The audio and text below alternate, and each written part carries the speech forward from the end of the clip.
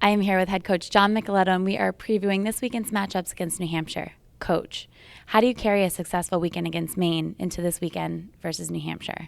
Well, I think there's a lot of positives that we had coming off of last week and even the weekend before at Maine. So we're continuing to try to harp on what makes us good. And I think heading to Whittemore on Friday night especially will not be as big an adjustment for us coming from what we were able to do against Maine last Saturday. So, we're hopeful just to make sure that the swagger and the confidence that we were able to develop taking the 3 points last week and heading into Friday will be a good thing. And what are some things you want to work on coming off of last weekend?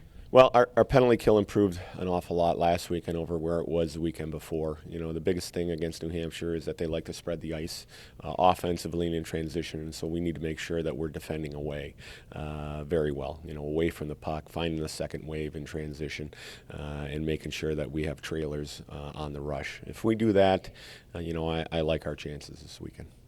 And New Hampshire's coming off a slow start. Does that change your mindset coming into this weekend at all? Absolutely not.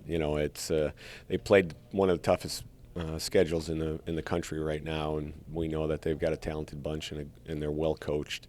They played a lot of close games, so I'm sure their record is just fueling their play even more. So we're not viewing that as anything other than they're going to be ready to play Friday, so we need to as well.